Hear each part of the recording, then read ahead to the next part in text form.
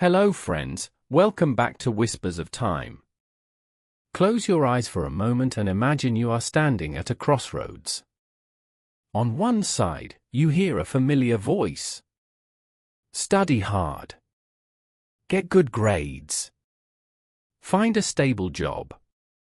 Save your money. Play it safe. On the other side, a different voice whispers.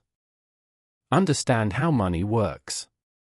Learn to make it work for you. Build assets.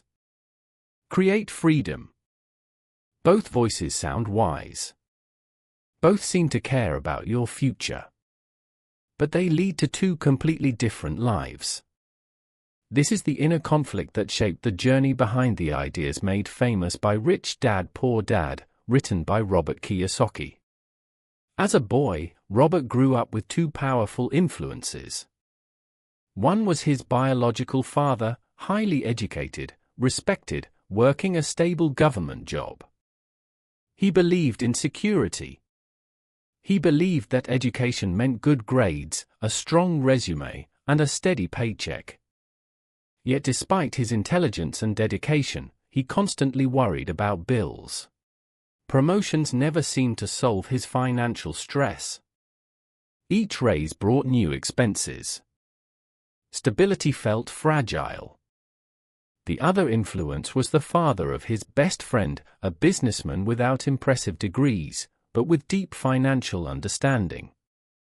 He didn't chase job security. He built businesses. He invested. He spoke openly about money, not as something evil, but as a tool. While others feared it, he studied it. And here's where the real problem begins. Most people are never taught how money actually works. We are taught how to work for money, but not how to make money work for us. This misunderstanding creates a silent trap. You finish school. You get a job. Your income grows. So do your expenses. You buy a car, and now you have insurance, fuel, maintenance. You buy a house, now you have mortgage payments, taxes, repairs. Each step that feels like progress quietly increases your financial pressure. You work harder. You earn more. But you feel less free. This cycle has a name, the rat race. Picture someone earning $3,000 a month. They survive. Then they get a raise to $4,000. Instead of building wealth, they upgrade their lifestyle, better phone, bigger apartment, new furniture. Now their new income disappears just as quickly.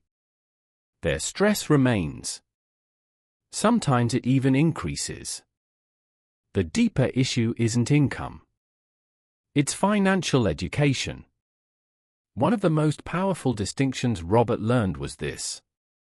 An asset puts money into your pocket. A liability takes money out. This sounds simple, but it changes everything. Many people think their house, car, or luxury items make them wealthy. But if those things only generate expenses, they are not building freedom, they are building obligation.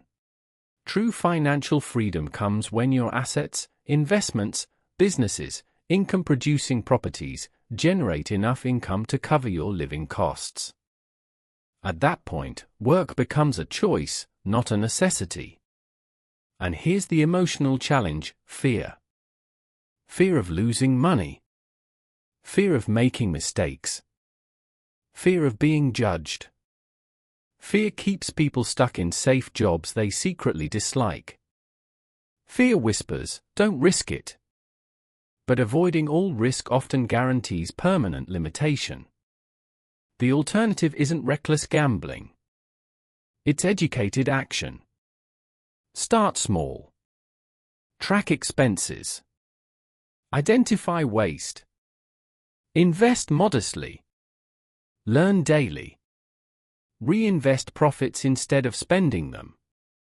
These steps are not glamorous. They are disciplined. And discipline is what separates financial stress from financial growth. The real transformation begins in the mind. Instead of saying, "I can't afford this," ask, "How could I afford this?" One closes possibility. The other activates creativity. The difference between struggle and freedom is rarely luck. It's mindset, education, and consistent action over time. Your circumstances today do not decide your financial future. Your decisions do. As Robert continued learning, something unexpected happened. The lessons were no longer just about money. They were about emotions. One afternoon, his mentor told him something that felt almost uncomfortable. If you want to become wealthy, you must first learn to control your emotions. At first, this didn't make sense. What did emotions have to do with income, investments, or business? Everything. Most financial mistakes are not caused by lack of intelligence. They are caused by fear and greed. Fear is what keeps people stuck. It whispers, "What if you fail? What if you lose everything?" Because of fear, many people stay in jobs they dislike for decades. They convince themselves it's safer. They postpone dreams. They avoid investing because they might lose money. But here's the hidden danger: playing too safe often guarantees long-term struggle. Fear locks the door to opportunity. Imagine someone who dreams of starting a small online business. They research for months. They watch videos. They plan. But when it's time to act, fear stops them. They worry about what others will say. They worry about losing their savings. So they delay. Months turn into years. The dream fades. The problem wasn't lack of knowledge. It was emotional paralysis. On the other side stands greed. Greed pushes people to chase quick money. It convinces them that buying expensive things will prove their success. A bigger car. A larger house. Designer clothes. Social validation. But those purchases often create heavier financial pressure. More bills. More debt. More stress. The irony is painful. People chase wealth to feel free, but their spending traps them. The lesson became clear: wealth is less about income and more about emotional discipline.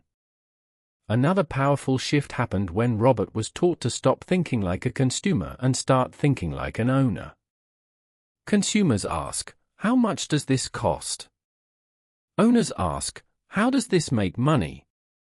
When you walk past a cafe, most people think about buying coffee. An investor thinks, "How much revenue does this place generate? What are its expenses? Could I own something like this?" This change in perspective transforms how you see the world.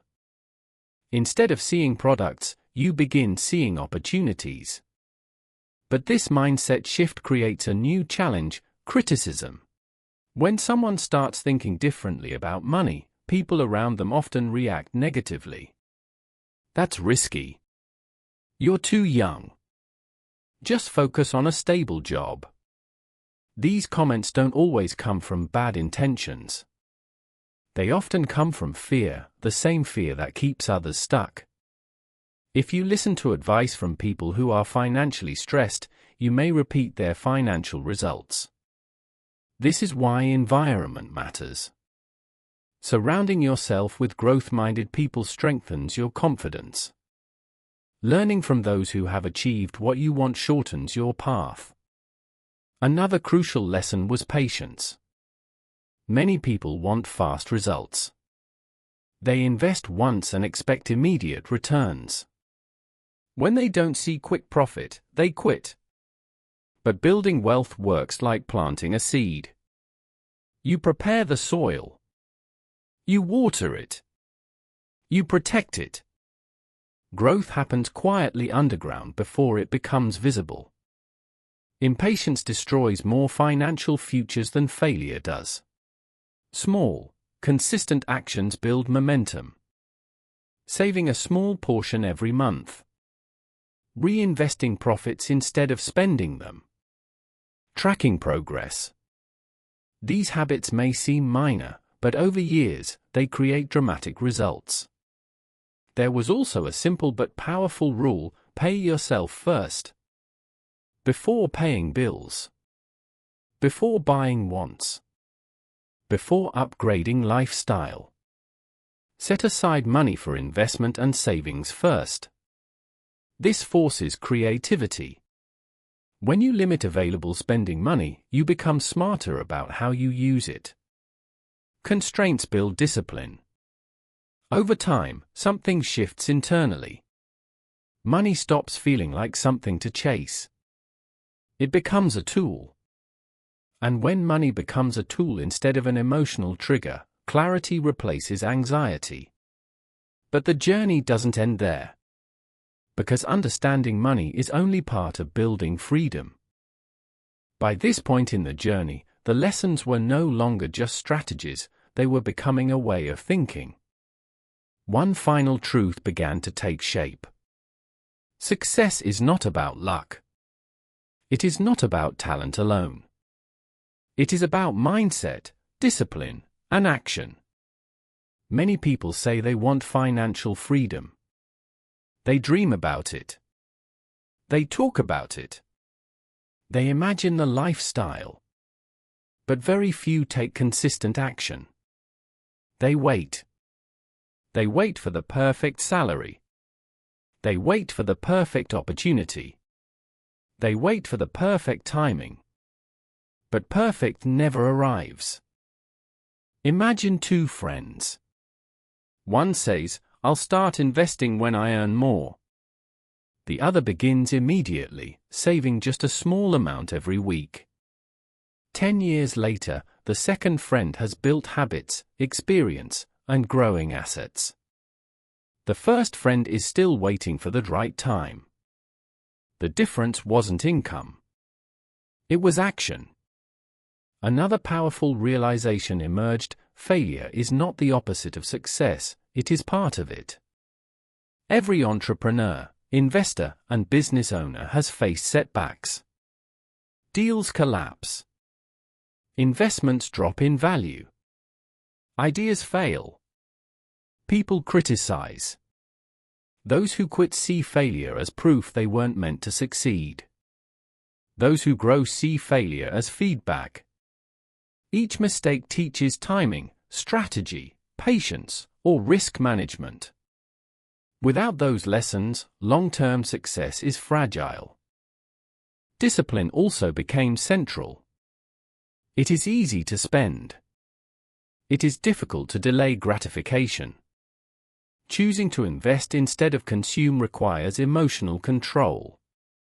Choosing long-term gain over short-term pleasure requires maturity. And yet, this is where financial freedom is built. Another deep shift happened in the way success itself was defined. Wealth is not just money in a bank account. It is freedom. Freedom to choose how you spend your time. Freedom to work because you want to, not because you must. Freedom to help others without worrying about your own survival. Ironically, one of the most surprising lessons was about giving. At first, it seems logical that holding on to money makes you richer. But those who truly understand wealth know something different: value multiplies when shared. Teaching someone a skill. Mentoring a beginner. Supporting a cause. Contributing to your community. When you create value for others, you expand your influence, relationships, and opportunities. Generosity strengthens networks. Strong networks open doors. The journey toward financial freedom is not selfish when done correctly.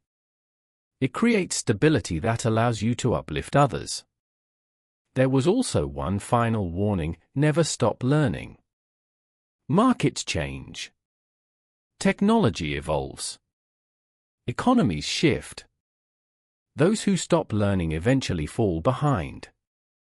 Continuous education about investing, business, taxes, and personal growth keeps you adaptable. The biggest transformation, however, happens internally.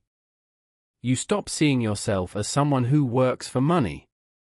You start seeing yourself as someone who builds systems that generate value. You stop reacting emotionally to income and expenses.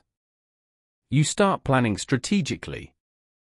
You stop asking, "Why is this happening to me?" You start asking, "What can I learn from this?" And that is where true empowerment begins. No matter your current situation, whether you are starting with debt, a small salary, or limited knowledge, your future is not fixed. Mindset can be rebuilt. Habits can be redesigned. Skills can be learned. Assets can be created step by step. Financial freedom is not an overnight transformation. It is the result of small, consistent decisions made over years. Track your spending. Invest wisely. Control emotions. Act despite fear. Reinvest profits. Stay patient. Keep learning. And most importantly, begin now. Because the greatest limitation is not money. It is hesitation. The opportunity to change direction does not belong to the lucky. It belongs to those who decide to move. Your journey does not start when you feel ready. It starts the moment you choose action over excuses. And that moment can be today.